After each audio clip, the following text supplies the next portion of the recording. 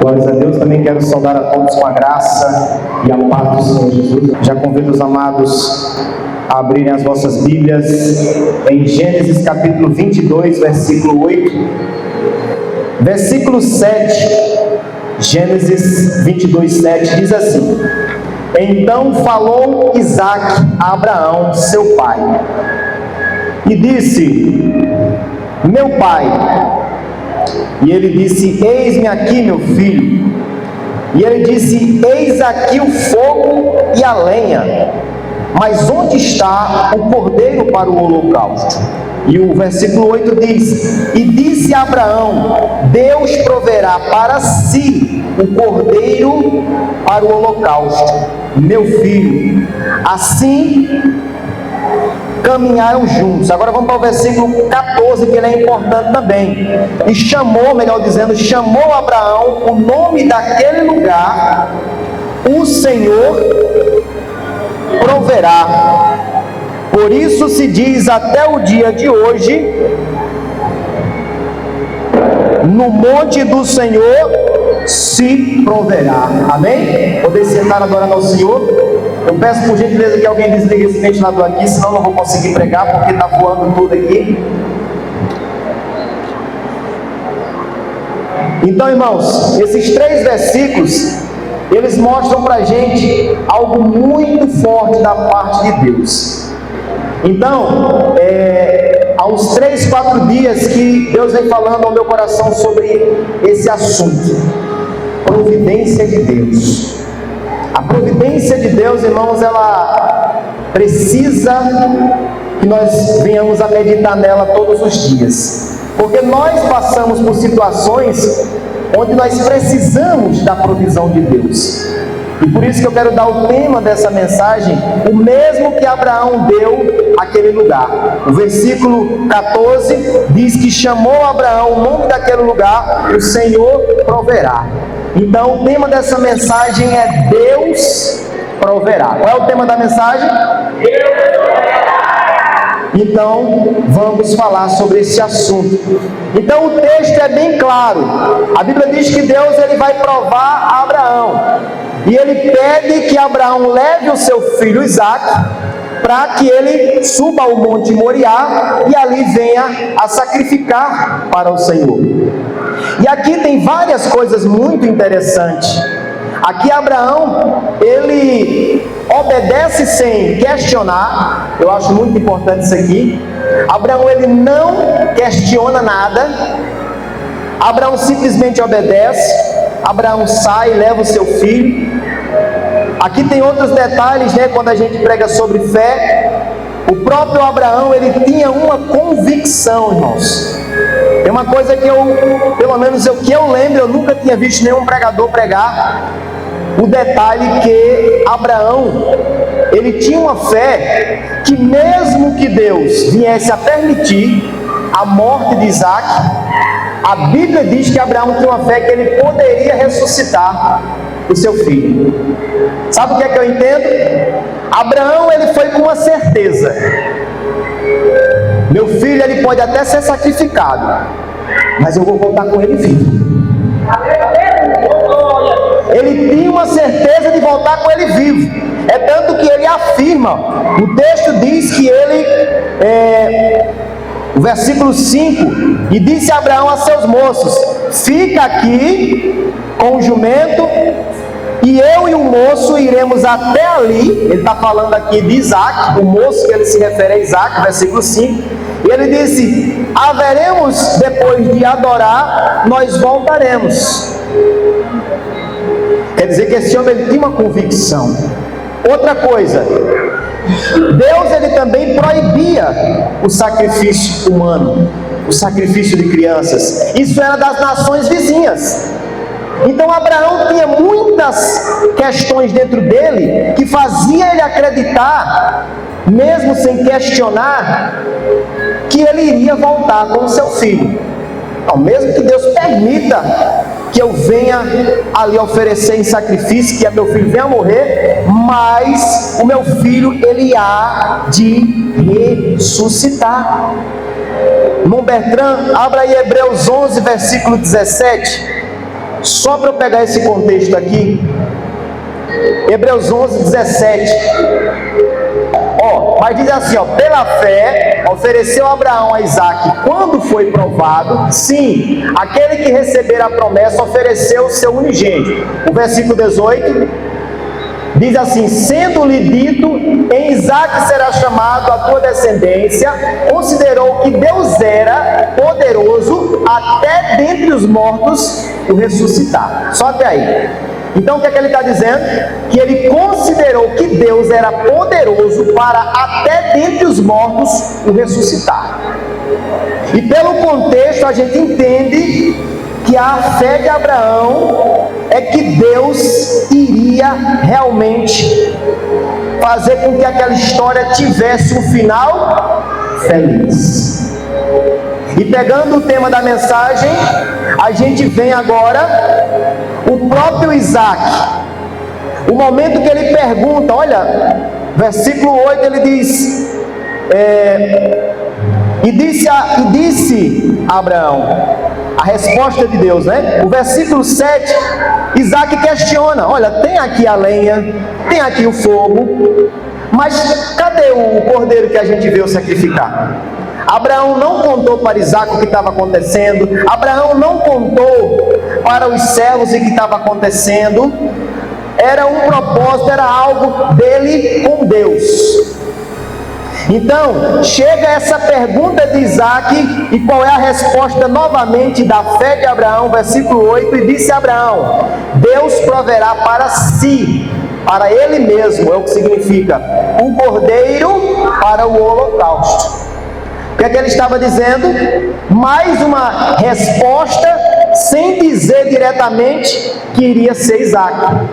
Aqui, irmãos, muita gente também não abre um parênteses aqui para falar sobre Isaque, porque o texto, se você continuar lendo, vai ver que Isaque, ele é amarrado pelo seu pai, colocado ali no altar do sacrifício, e você não vai ver o texto dizendo que ele está gritando, se esperneando, questionando, querendo fugir. Isaque aqui, para quem não sabe, Isaque aqui, ele representa Jesus.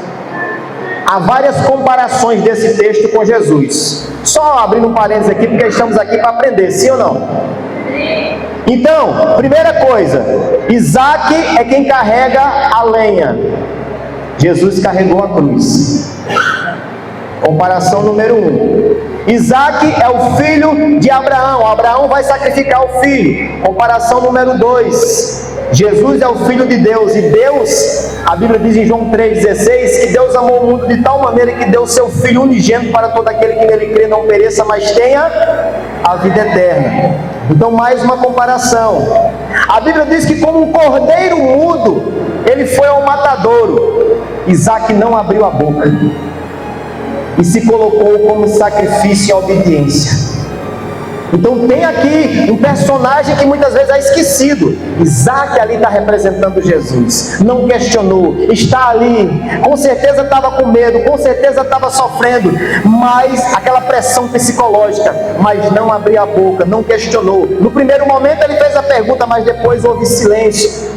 E aí, irmãos, vem essa questão de que no último instante, você sabe que o Senhor se revela através do seu anjo e aparece um cordeiro para que seja sacrificado no lugar do seu filho. Aqui a gente sabe que Jesus ele foi sacrificado para substituir o cordeiro, mas já na figura de Jesus, Jesus foi sacrificado para substituir o cordeiro. Só há essa troca aqui na questão de Jesus, mas todavia é muito forte esse paralelo entre Isaque e Jesus. E aí a gente dá continuidade, porque, irmãos, Deus ele está sempre provendo. O que é que significa prover? Se você for fazer uma pesquisa, pró significa antes. Pró também vai significar muitas vezes a pessoa se antecipar a alguma coisa. Pró também significa a favor, né?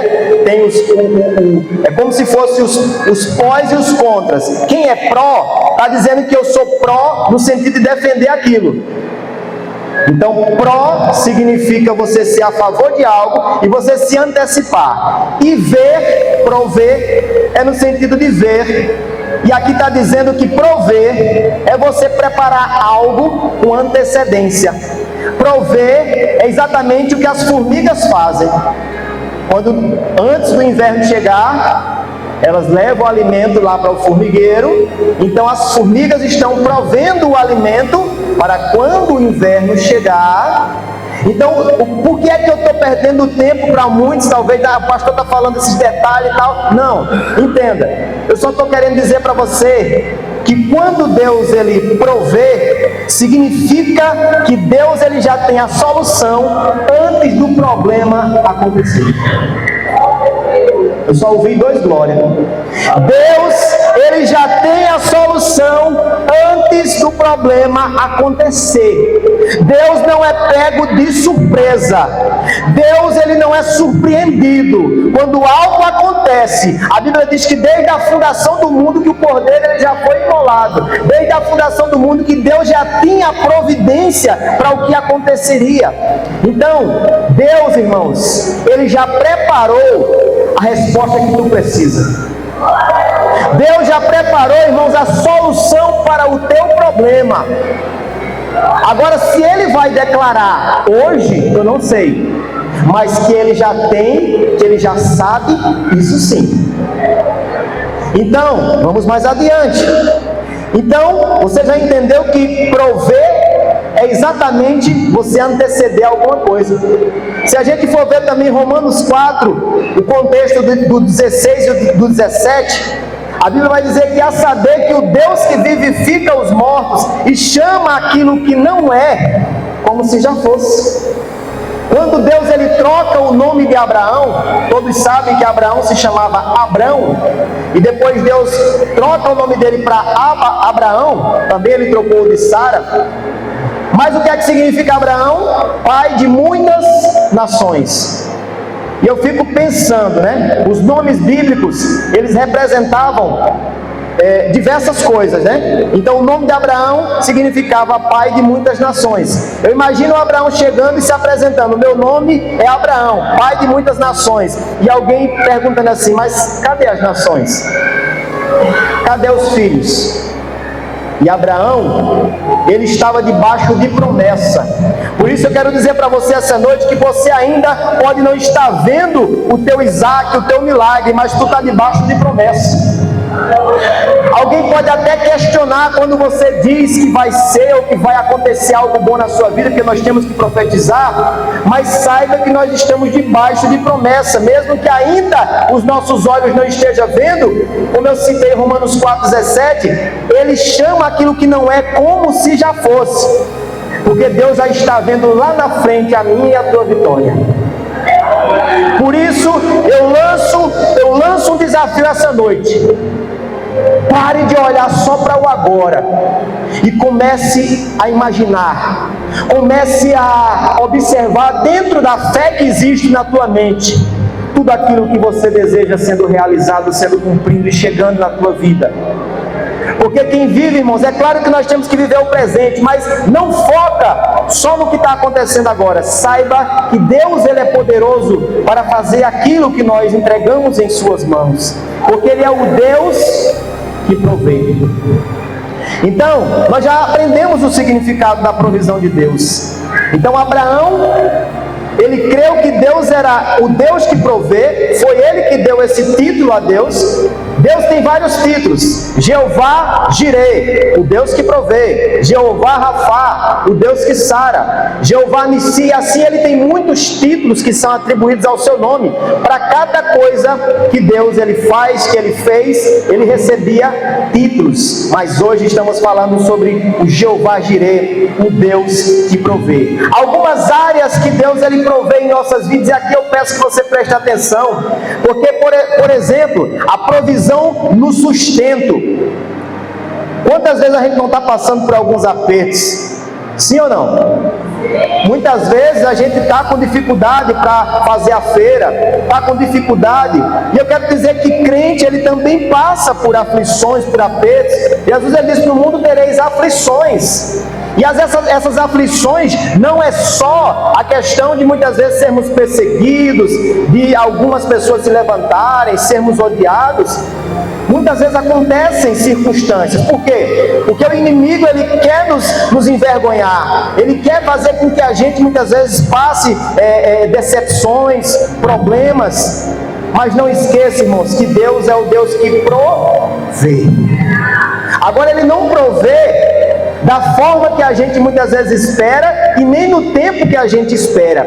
É só uma questão de você confiar e deixar Deus trabalhar. Daqui a pouquinho a gente vai entrar nesse ponto. Mas nessa área do sustento, a gente pode observar Mateus 14, do 13 ao 21. Mateus 14. O que é que está falando ali? A Bíblia diz que Jesus ele recebe uma notícia, que o seu primo João Batista faleceu. Cortaram a cabeça do homem. E ali ele está triste. Mas nem na hora da tristeza, Jesus deixava de trabalhar. Jesus foi se ausentar para falar com seu pai, para sentir a dor, porque o seu primo tinha falecido, mas a multidão seguiu ele. E aonde ele estava, ele tinha uma missão de falar da palavra do Pai. E ele pregou, e vocês sabem que tinha cerca de 5.000 homens, fora crianças e mulheres. E de repente ele dá uma ordem para alimentar essas pessoas. E chega um relatório para Jesus. O que é que tinha? 5 pães e 3? Era assim? 5 pães e... Olha... Era só um teste. Então, 5 pães e 2 peixinhos é o que nós temos para alimentar 5 homens. Era 5 homens? Era quanto? Então fica ligado que eu vou fazer algumas provas orais.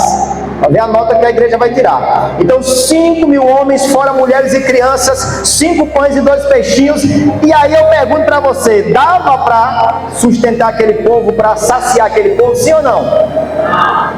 Mas quem está ali, segundo João, quando ele diz que o verbo se fez carne e habitou entre nós, Jesus também, ele representa todo o potencial divino, todo o poder, toda a glória. Ele também representa o seu Pai. Ele diz que eu e o Pai somos um. Então, ali também está o Deus que provê.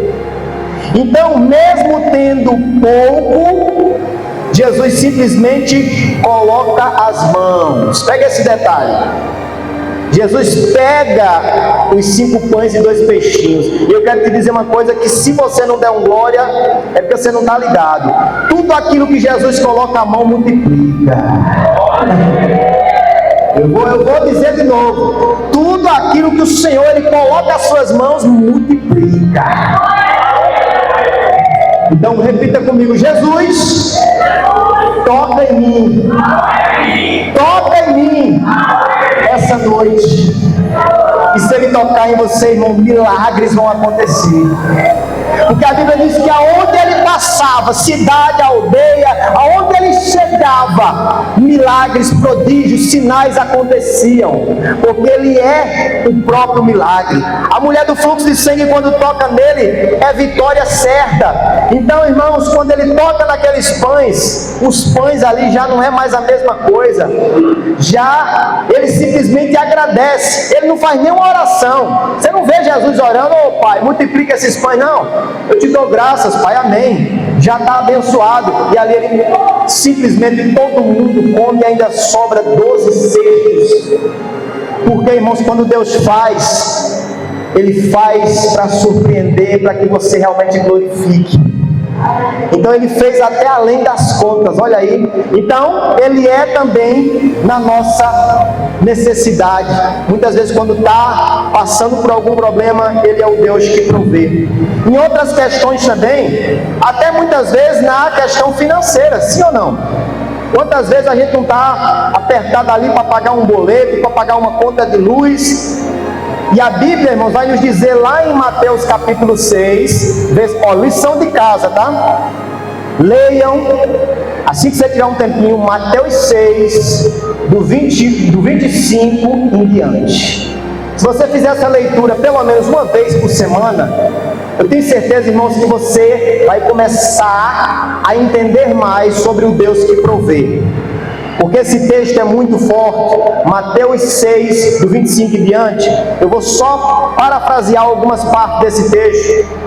Nesse texto, Jesus diz ao povo que está escutando, Ele diz para vocês não andarem ansiosos por coisa alguma, não andarem preocupados. Ele diz que Deus vai cuidar de todas as necessidades, seja o comer, o beber, seja o vestir. Ele está dizendo que Deus vai preparar, assim como Ele cuida dos passarinhos, dos lírios dos campos. E ainda Jesus faz uma pergunta: será que vocês não são mais importantes do que as ervas do campo, do que os passarinhos? Então por que é que nós devemos ficar perdendo o sono de noite, preocupado demais, se nós temos um Deus que cuida de nós? Irmão Betran, coloca aí 1 Pedro 5,7. Se nós temos essa promessa de um Deus que cuida, de um Deus que provê, irmãos, é para a gente dar glória, é para a gente adorar, é para a gente erguer a cabeça, porque lançando sobre Ele toda a vossa ansiedade, porque Ele tem cuidado de... O que é que significa Ele tem cuidado de vós? Quando tem pouco, Ele multiplica. Quando não tem nada, Ele faz surgir do nada. Porque Ele é o Deus que chama aquilo que não é como se já fosse. E quando há uma necessidade, seja qual for, Ele entra com a providência. Olha o que aconteceu. Olha o que aconteceu em Mateus 17, 27. A Bíblia diz que Pedro, ele é cobrado. Chega um cobrador e diz: olha, o mestre ele não paga ali as 2 dracmas. Existia um imposto que, segundo o contexto e também a maioria dos teólogos, afirmam que não era um imposto de Roma, não era um tributo, era uma espécie de imposto do próprio templo, para custear ali algumas despesas do templo. Então chega um cobrador ali e pergunta a Pedro se o mestre ele não pagava aquele tributo ali de 2 dracmas. E segundo o contexto, o próprio Jesus diz: olha, o filho ele não tem a obrigação de pagar quando o pai ele é o dono da coisa. Eu estou dizendo com minhas palavras. E ele diz: olha, eu não tenho essa obrigação, mas para não ter nenhum tipo de escândalo, para ninguém se escandalizar e para a gente também não ser impedido de fazer o trabalho, vai lá no mar, pega teu anzol e o primeiro peixe que tu pegar, tu vai encontrar um estáter. Esse estáter, ele valia 4 dracmas. Quantas dracmas? Era 2 dracmas por pessoa. Jesus estava dizendo o quê? Tu vai pegar um estáter e vai ser pago a tua e a minha contribuição. Jesus pagou a dele e pagou a de Pedro e ficou tudo certo. O que é que a gente encaixa aqui? Que quando há também uma necessidade financeira, Ele também é o Deus que provê. Aí você diz: mas como é? Da onde é que eu vou? Não tem hora que a gente diz assim: de onde é que eu vou tirar esse dinheiro? A gente olha para um canto para outro: onde é que eu vou arrumar esse dinheiro? Eu não sei de onde é que vem, mas se Ele mandar, vem. Vai vir de onde tu menos espera. Eu já disse algumas vezes aqui, eu acho que tem gente que se não sintonizar, vai achar que eu sou louco, mas eu vou dizer de novo: se Ele mandar, vai chegar passarinho com nota de 100 na tua casa assim, ó, e tu vai pegar na mão, porque Ele é o Deus que provê. Agora Ele provê, não é da forma que você pensa não, é de forma sobrenatural. É uma coisa que, por exemplo, está todo mundo com fome, aí de repente começa a chover comida. Chover comida, irmão, cair maná do céu. O Deus que provê, Ele não respeita, irmãos, a ciência, os fatos naturais, a lógica. A biologia não tem condição. O Deus que provê, ele vai contra a biologia. Eu estava lendo hoje a história de Jonas.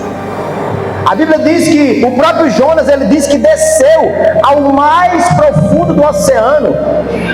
E eu estava estudando também, mais de 10.000 metros de profundidade. É o lugar mais profundo do oceano. E ele diz que desceu lá.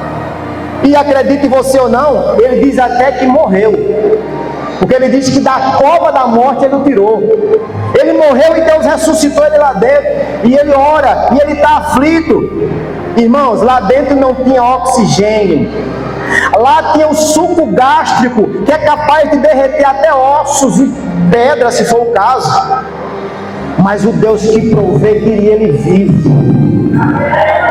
O Deus que provê, ele tem poder sobre a física, sobre a química, sobre o mundo espiritual, sobre o mundo físico, sobre todas as coisas. Ele é Deus.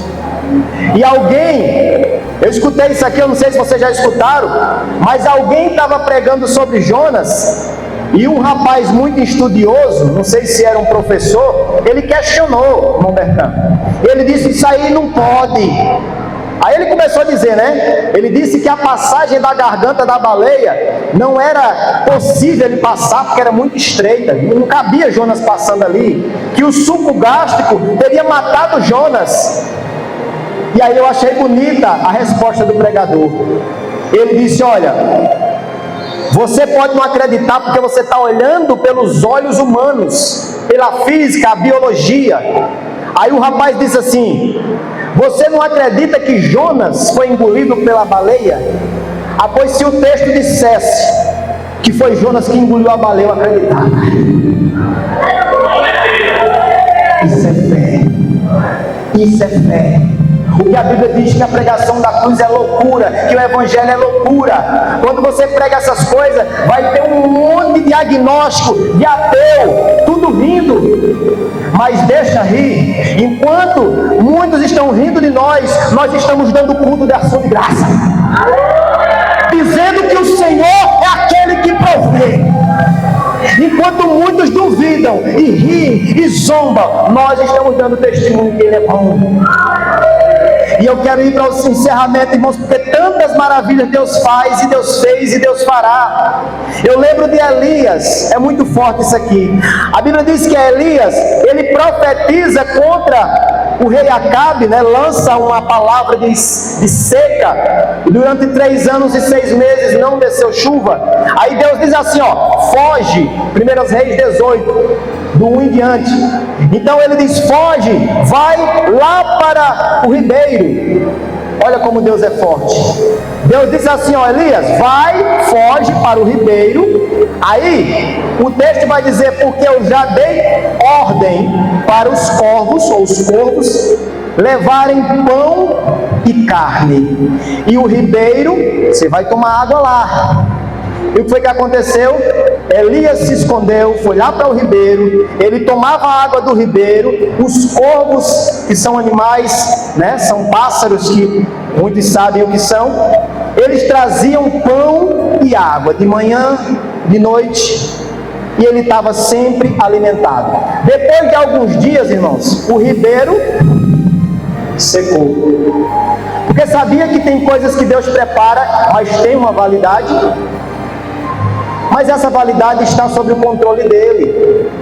Porque quando o ribeiro secou, Deus sabia que tinha uma viúva precisando de um milagre. E tem horas que a necessidade da tua vida é para poder prover a necessidade dos outros.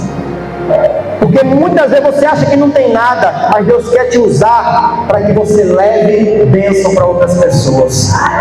Você pensa que você não é água, você pensa que você não é ribeiro, mas é verdade. Na realidade você é uma fonte de água que jorra sem parar.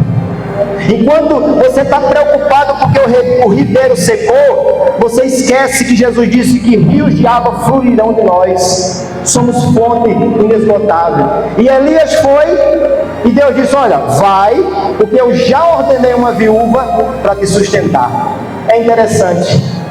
A viúva era quem estava precisando de sustento, mas a palavra de Deus foi contrária. É ela que vai te sustentar. Olha como Deus ele anda muitas vezes na contramão da lógica. E vocês já sabem o que aconteceu. Ela só tinha um pouquinho de farinha, um pouquinho de azeite. Mas a palavra do homem foi: faz primeiro para mim, porque nunca mais vai acabar a farinha da botija, o azeite da botija, a farinha, enquanto não chover. Ó, Deus trabalha muitas vezes assim, por etapas. Eu já fui comerciante, passei 8 anos com comércio em Patos. Do nada o ribeiro secou. Eu sei que teve pessoas até disseram: será que o pastor está em pecado, hein? Que a loja dele fechou? Eu acho que ali estava também, porque o ribeiro secou. Mas hoje eu estou trabalhando para o Senhor com 4 canais e já alcancei mais de 50 milhões de pessoas no evangelismo. Quando Deus seca o ribeiro, é porque Ele tem um oceano para entregar nas tuas mãos. E isso é espiritual, tá? Nem sempre é material, mas às vezes espiritual. Então, se tu está na presença de Deus, não tema como o ribeiro secar. Não tema quando aparecer o mar vermelho, porque o Deus que provê, Ele vai fazer com que o mar vermelho se abra e você passe. Não tem problema que segure aquele que está sobre a provisão do Deus que provê. E as minhas últimas palavras eu não poderia deixar de falar é que a maior das provisões é quando Deus olhou do céu para a terra e não viu um justo sequer. Todo mundo estava destinado à condenação. Mas João, de repente, lá em João 1, capítulo 1, ele olha e diz: eis ali o Cordeiro que vai tirar o pecado do mundo.